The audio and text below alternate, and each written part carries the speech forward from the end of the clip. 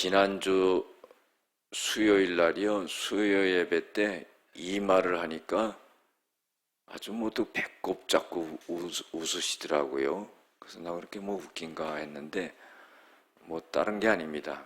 뭐 이 말만 하고 또 안 알려주면 또 궁금해서 설교 들을 때 그 생각만 할 것 같으니까. 부인이 남편을 보면서 내 인생이 로또라고 말했대요. 왜냐하면 안 맞는데요. 아주 전혀 안 맞는데요. 우리가 부인을 말할 때 우리 안 사람입니다 이렇게 말하죠. 그리고요, 남편을 말할 때 우리 바깥 양반입니다 이렇게 말하죠. 여러분들, 부인은요 안주인이에요.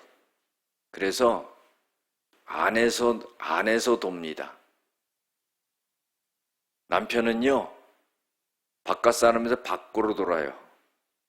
밖으로 돌으니까 여러 가지 일이 많이 생깁니다. 여러분들 안으로 돌기를 바랍니다.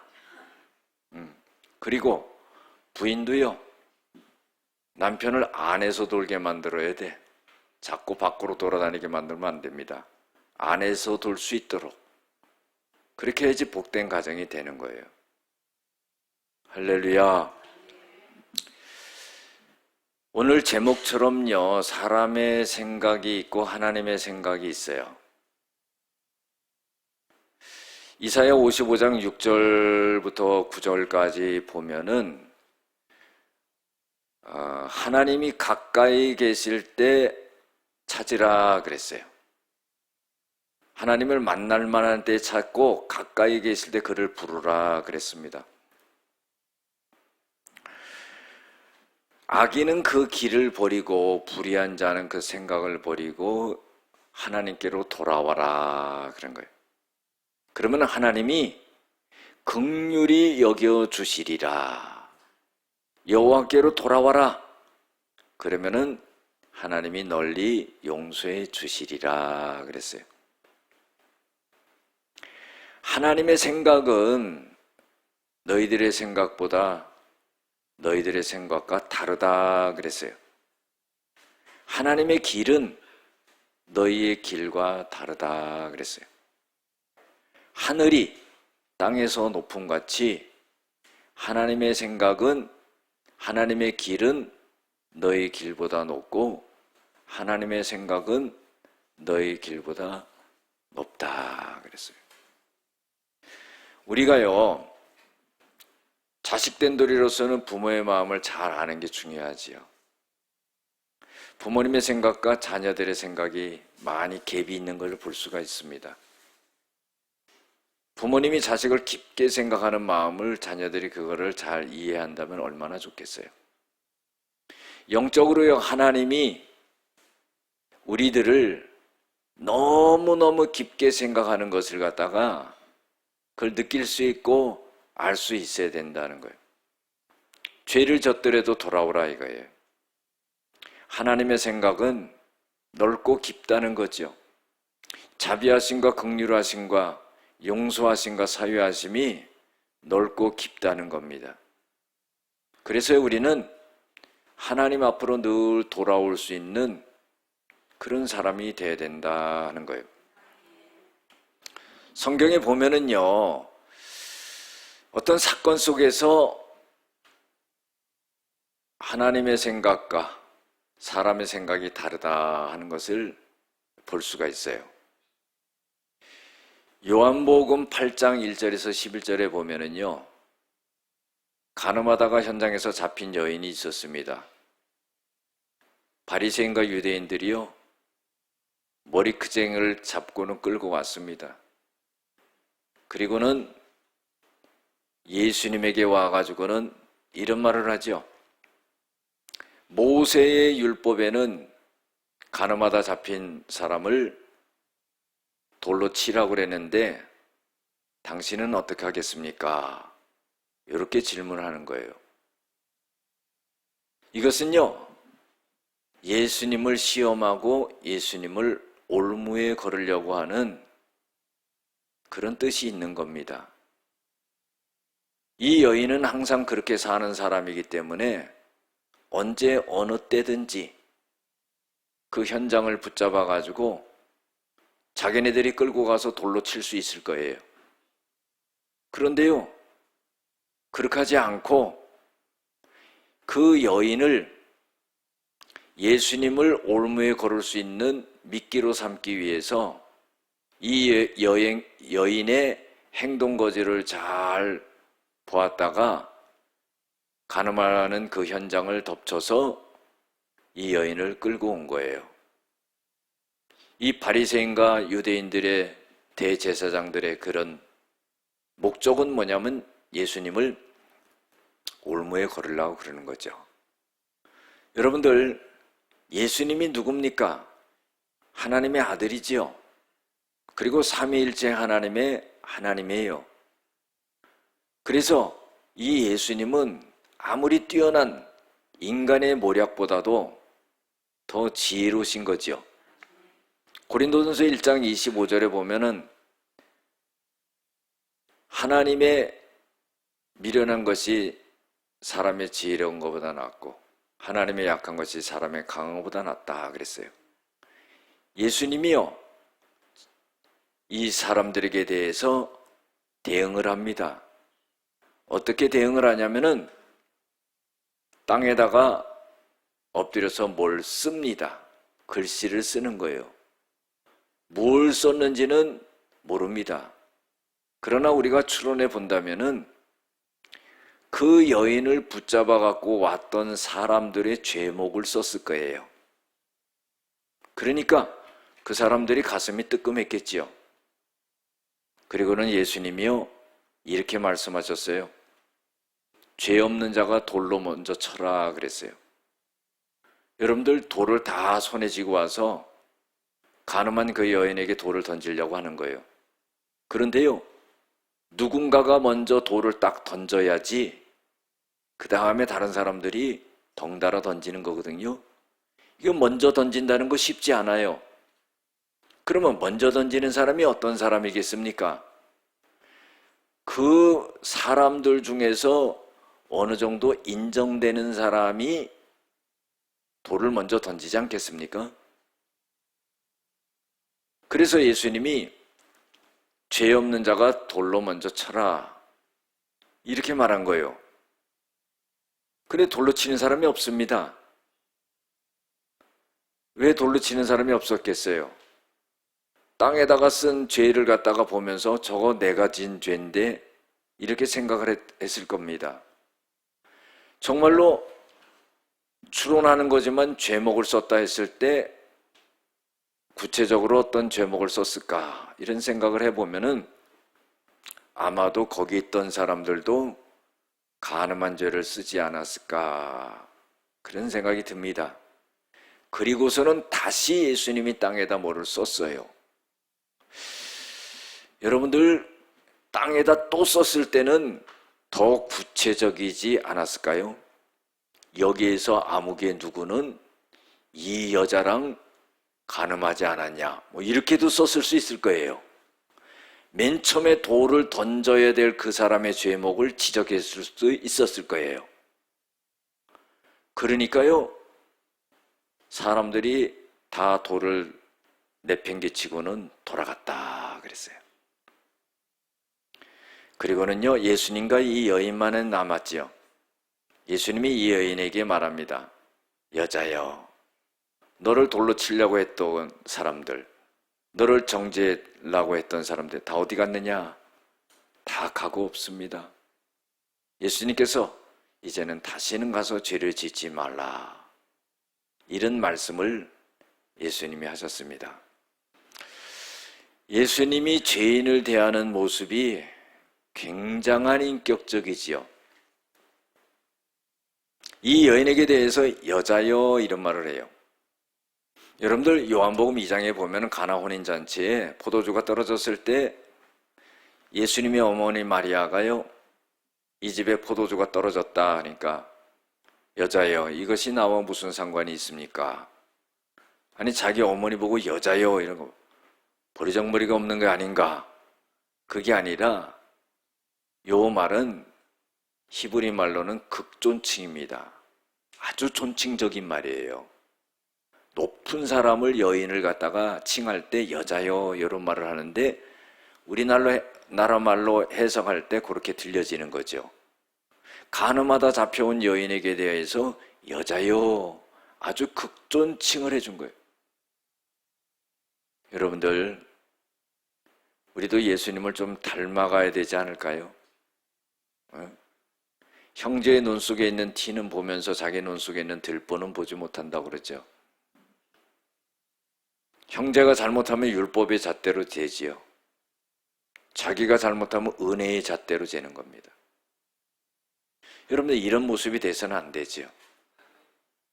우리가요, 이 사건 속에서도 주님의 생각과 사람들의 생각이 달랐다는 것을 알 수 있어요. 그런 것이 성경에 많이 나옵니다. 여러분들, 마태복음 18장 21절에 35절에도 보면은요, 베드로가 예수님께 나와서 질문을 하죠. 예수님, 형제가 잘못하면 7번 용서하면 되겠지요? 자신만만한 거지요. 한 번도 두 번도 아니고 3세판도 아니고 7번을 용서해 주겠다는데, 베드로야, 너 참 대단하다. 그래, 너 3번도 아니고 7번 용서를 해? 그래, 그 정도면 되지. 아니, 그런 칭찬을 받을 줄 알고 베드로가 자신만만하게 7번 용서해 주면 되지요? 그랬더니 예수님의 생각은 달랐어요. 예수님이 이렇게 말씀하셨죠. 7번씩 70번씩이라도 해라, 그런 거예요. 그러면서 해주시는 말씀이 뭐냐면은, 어떤 임금이 있는데 이 임금에게 빚을 진 자가 있다. 1만 달란트를 빚을 졌다. 여러분들, 1달란트 금으로 하면 한 20억 돼요. 1만 달란트 하면 계산이 안 되더라고. 근데 조 단위로 넘어가더라고요. 우린 조 단위로 넘어가면 잘 숫자를 못 써. 그 정도로 많은 돈이에요. 그래가지고는 너 빚 갚아라. 그랬더니 빚을 내가 갚을 게 없는데 내가 최선을 다해서 갚겠습니다. 너 네 아들도 팔고 부인도 팔고 네 재산 다 팔아가지고 너 갚아라. 그러니까 갚겠습니다. 기다려주세요. 사정을 해요. 이 주인이 딱 보니까요, 평생 죽을 때까지 못 갚아, 그 돈을. 그러니까 그냥 탕감해 준 거야. 그랬는데요, 얼마나 참 좋은 일입니까? 이 탕감받은 사람이 자기 동료가 자기한테 100데나리온, 한 2천만 원 됩니다. 그런데 그거 안 갚는다고 그냥 멱살을 잡고 막 빚 갚으라고 막 그러는 거예요. 그 사실을 갖다가 이 주인한테 말했어요. 그랬더니 내가 너를 갖다가 1만 달란트를 갖다가 탕감해 줬는데 너는 네 동료에게 100달이 빚진 걸 갖다가 그걸 탕감해 주지 않느냐? 그렇게 말하는 거예요. 그러면서요, 너희가 각각 형제를 용서할 때에, 그때에 하나님께서도 너희 죄를 용서해 주실 것이다. 그렇게 말씀하시는 겁니다. 요한일서 4장 20절에서 21절에 보면은, 너희가 누구든지 하나님을 사랑한다 하면서 형제를 미워한다면은 그거는 거짓말하는 자다 그랬어요. 눈에 보이는 형제를 용서하지 못하면서 눈에 보이지 아니하는 하나님을 사랑한다는 것은 그거는 거짓말하는 자다 하는 거예요. 네가 하나님을 사랑한다 하면은 네 형제를 사랑하고 용서해라 그런 거예요. 어떻게 보면은요, 우리는 자기가 잘한 것은 굉장히 드러냅니다.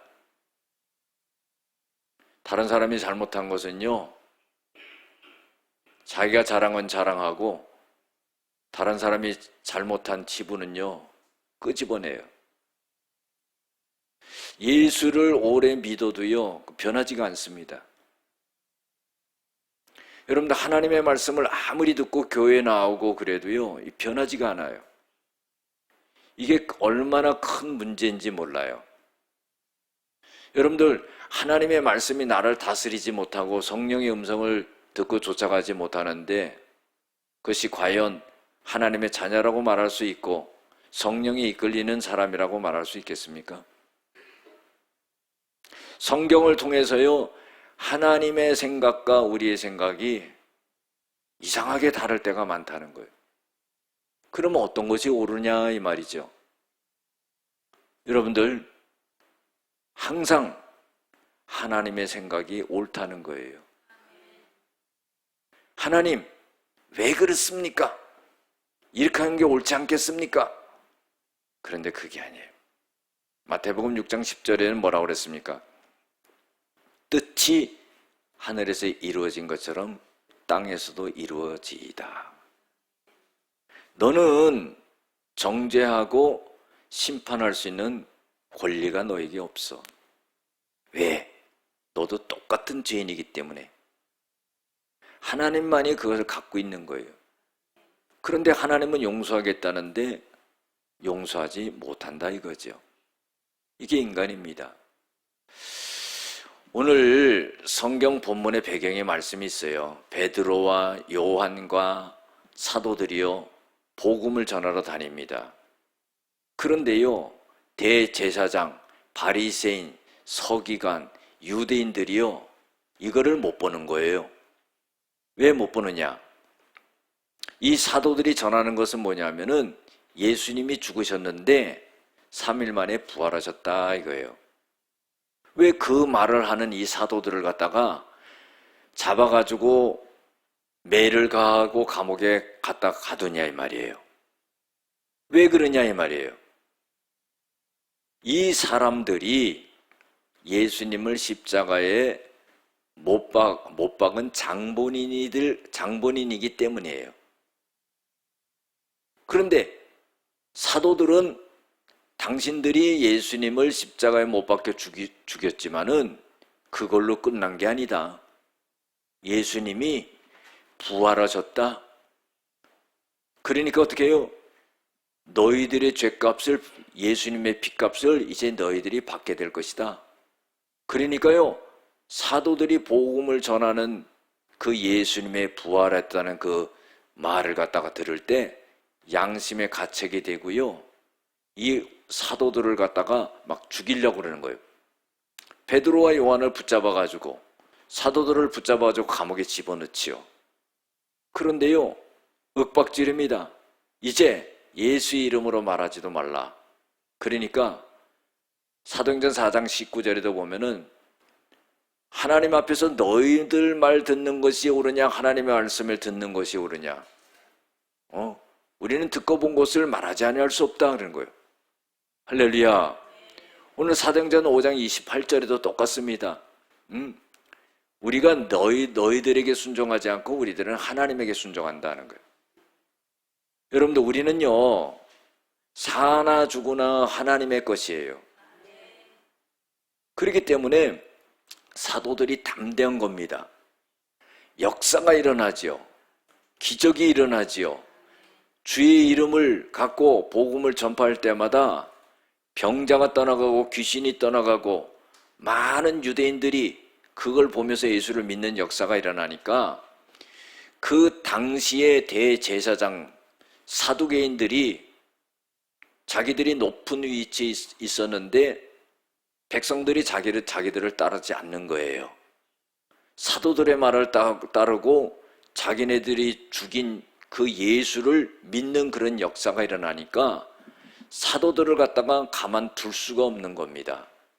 그래가지고 이 베드로와 사도들이 감옥에 갇혀 있는데 천사가 깨워요.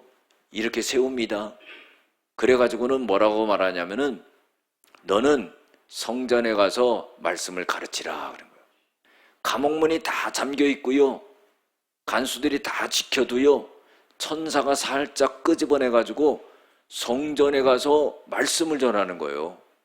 아, 이런 일이 있어요?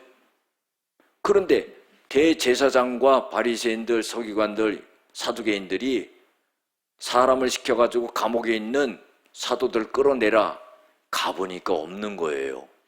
그래가지고 막 수소문해서 찾아보니까 성전에서 말씀을 가르치고 있는 거예요. 그래가지고 다시 붙잡아 갖고 와가지고는 너희들 우리가 예수의 이름은 말하지도 말고 가르치지도 말라고 그랬는데 그러냐? 그랬더니 하는 말이 뭐냐면 우린 사람보다 하나님께 순종하는 것이 마땅하다고 생각한다 이러는 거예요. 그러니 이거 뭐 죽일 수도 없고 살릴 수도 없고요.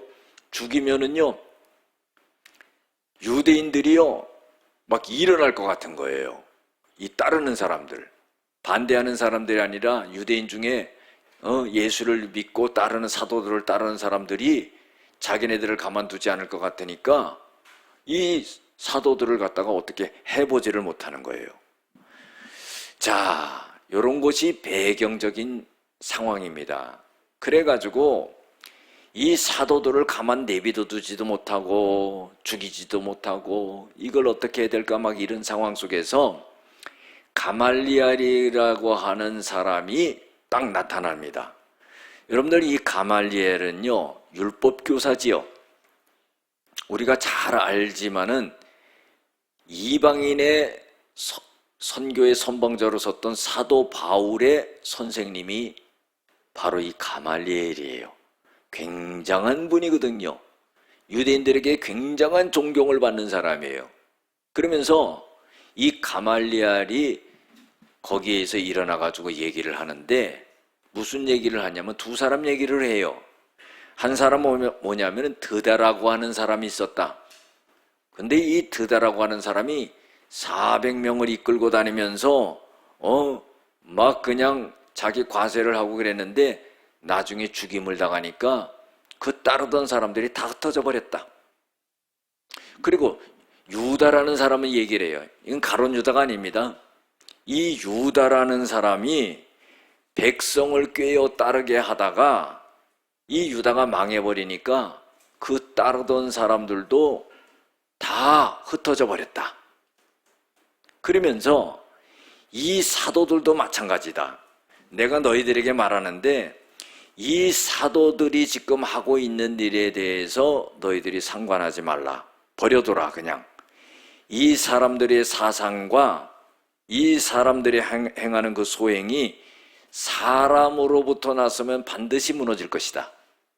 그러나 만일 하나님으로부터 났다면은 너희가 그들을 갖다 사도들을 결코 무너뜨릴 수 없다. 도리어 하나님을 대적하는 자가 될까 두려워한다. 그 말을 딱 듣고 보니까요, 그 말을 옳거든요. 그래가지고는요, 그 말을 따르기로 하되 사도들을 붙잡아 온 김에 어떻게 해요? 실컷 매질을 합니다. 또 그냥 풀어주면 얼마나 좋아. 그냥 매를 그냥 때려가지고 책찍질을 해서 예수의 이름으로 말하는 것을 하지 마라. 그리고 풀어줍니다. 그런데 이 사도들이요, 그 매를 맞고도 능력을 받고도요, 기뻐했다 그랬어요. 할렐루야. 여러분들, 복음을 전하고 하나님의 일을 하면서요, 어떤 핍박과 어려움이 와도요, 상황은 어렵고 힘들어요. 그런데 영적으로는 기쁜 거예요. 실컷 매를 맞고도 기뻐했다 그랬어요. 이해가 안 되는 거죠. 여러분들, 성령에 붙잡힌 자들은 바로 이런 겁니다. 그래서요, 말하지 말라고 그랬는데 성전에 있든지 집에 있든지 예수는 그리스도라고 가르치고 전도하기를 그치지 않았다 그랬어요. 할렐루야. 여러분들, 오늘 이 말씀 속에서요, 가말리엘이라고 하는 이 율법 교사가요, 참 올바른 말을 했죠. 여러분들, 우리가 어떤 일이 생기고 어떤 사건이 생겼을 때요, 이렇게 저렇게 판단하지 말아야 돼요. 하나님 앞에 기도하고 있으면 그 문제가 자연스럽게 해결이 됩니다. 믿습니까? 그래서 기도하고 말씀 붙잡고 묵상하고 성령의 인도함을 받는 그 자세가 아주 올바른 자세라 이거죠. 그런데요, 기도하지 않습니다. 하나님의 말씀을 묵상하지 않아요. 성령의 음성을 듣지 않습니다. 제멋대로 가는 거예요. 이러니까 어려움이 깊어지는 거죠. 보세요. 이 가말리엘이 39절에 보면은 도리어 하나님을 대적하는 자가 될까 두려워하라. 여러분들, 예수님께서요 아주 죄에 대해서 중요한 말씀을 하신 게 있어요. 이 말씀이 얼마나 중요하면은요, 마태복음에도 나오고 마가복음에도 나오고 요한복음에도 나와요.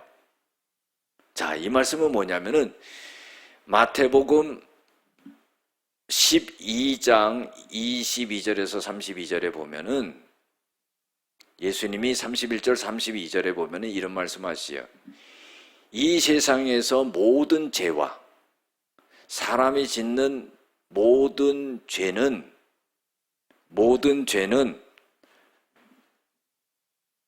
이 세상의 모든 죄와 사람을 모독하는 모든 죄는 용서함을 받을 수가 있다 그랬어요. 그러나 성령을 모독하는 죄는 용서함을 받을 수가 없다 그랬어요. 여러분들, 모독이라는 건 뭐예요? 명예를 막 훼손하는 거예요.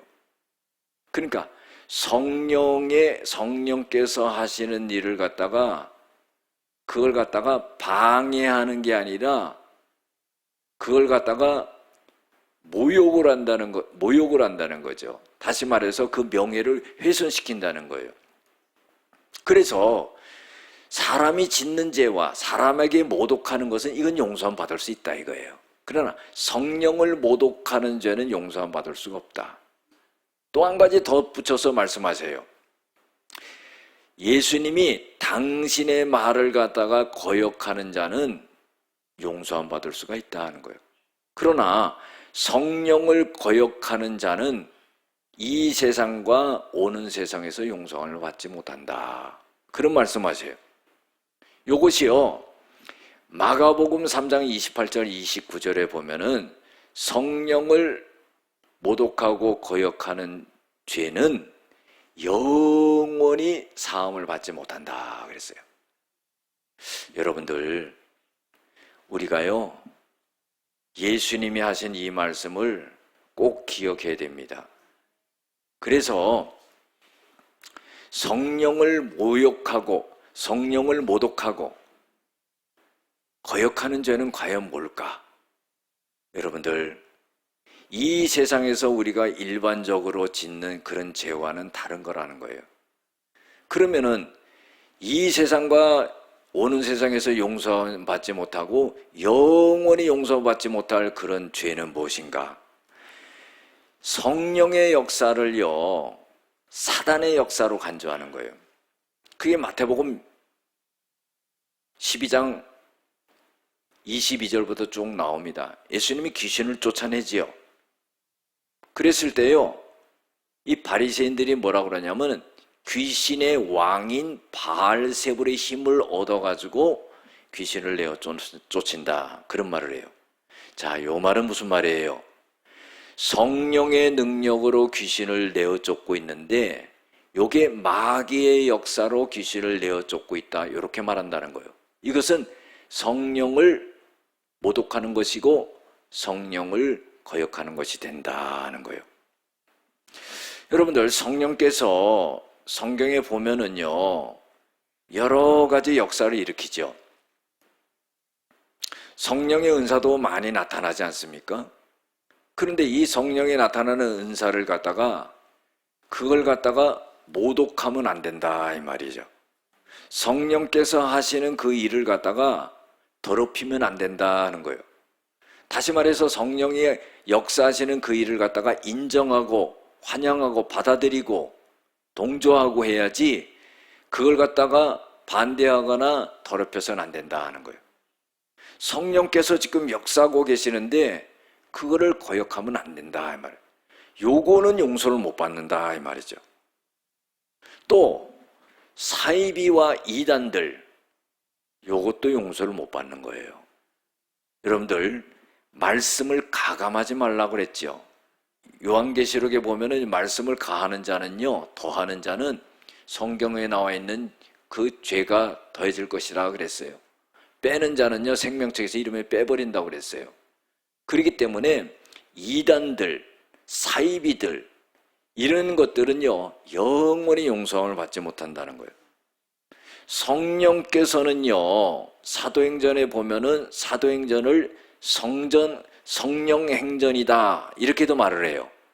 그거는 뭐냐면은 성령께서 그 사도행전 속에서 전도의 역사를 이루어 나가지요.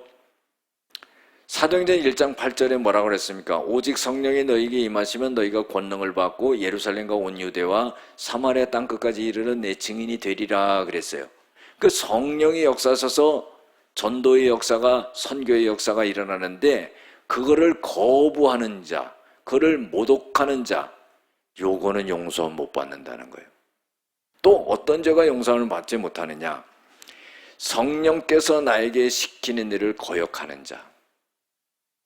여러분들, 하나님이 내 인생에서요 베풀어 주신 은혜가 너무나 많아요. 믿습니까? 하나님이 나에게 주신 은혜를 갖고 네가 하나님의 일을 이렇게 해라 하는 것을 거역하는 자, 요거 용서 못 받는다는 거예요. 하나님이 나에게 건강 주셨어요. 시간 주셨어요. 물질 주셨어요. 은혜 주셨어요. 나에게 모든 환경을 주셨어요. 그걸 갖고 하나님의 일을 잘 해라. 그걸 거역하면 그 용서 못 받는다는 거예요. 우리가 잘 알아야 됩니다. 여러분들 이 세상 건 다 없어진다는 걸 알아야 돼요. 그리고요 중요한 게 있습니다. 개인적으로 용서함 받지 못하는 죄는 뭐냐면은 성령이 나를 회개시키는데 회개하지 않는 자, 요거는 영원히 용서함을 받지 못한다는 거예요. 여러분들 예수님이 이 땅에 계셨더라면요 우리는 만나보지도 못했을 거예요. 얼마나 쨍쨍한 사람들이 줄 서서 만날 거야? 오히려 예수님이 십자가 못 박혀 돌아가시고 하늘나라 가시면서 우리에게 성령을 개인적으로 다 보내주셨어요. 이게 은혜지요. 그러니까 성령은 개인교사처럼 나를 돌보시는 거예요. 그래서 성령이 내 안에서 회개를 시키고 나에게 지시하고 이런 것을 거역하는 자는 영원히 죄사함을 받지 못한다는 거예요. 죄 질 수 있어요. 여러분들 이 땅에서 짓는 모든 죄라고 그랬어요. 예수님이 다 용서 받을 수 있어요. 구약에 한번 예를 들어볼까요? 다윗과 같은 사람은요 살인죄 졌어요. 간음죄 졌어요. 그런데요 그 죄가 용서 받았다는 거예요. 놀랍죠? 그런데 예수님이 용서받지 못할 죄는 성령을 모독하고 성령을 거역하는 요 죄만큼은 용서받지 못한다는 거예요.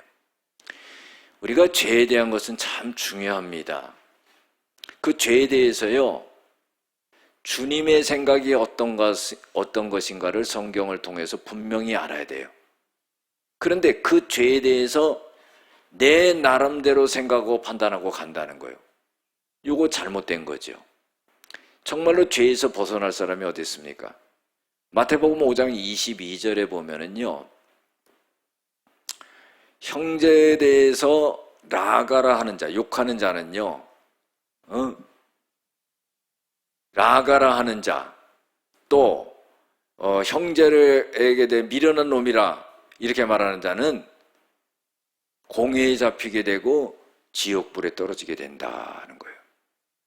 마태복음 5장 28절에 보면 여자를 보고 음욕을 품는 자마다 이미 간음하였느니라.